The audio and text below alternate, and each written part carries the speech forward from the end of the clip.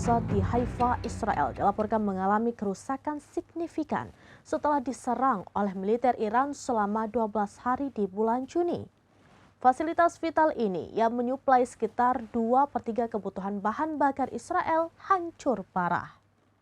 Kilang minyak Bazan di Haifa, Israel dilaporkan mengalami kerusakan signifikan setelah diserang oleh militer Iran selama 12 hari di bulan Juni.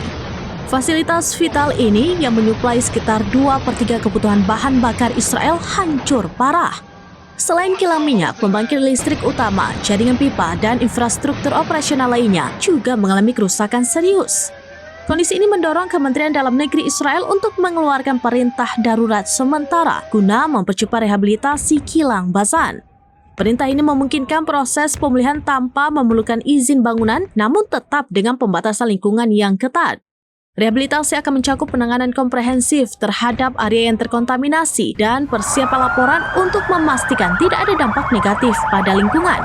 Sebelumnya Iran mengklaim bahwa serangan mereka telah menyebabkan kerugian besar di Israel, termasuk kehancuran total beberapa pusat keamanan, militer, dan penelitian.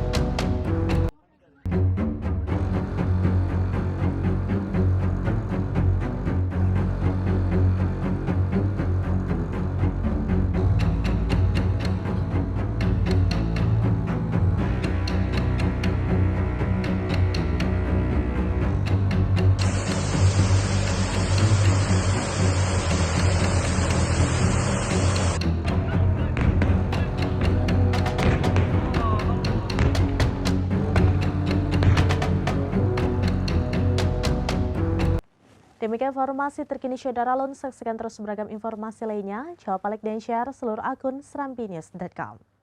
Download Tribun X sekarang, menghadirkan lokal menjadi Indonesia.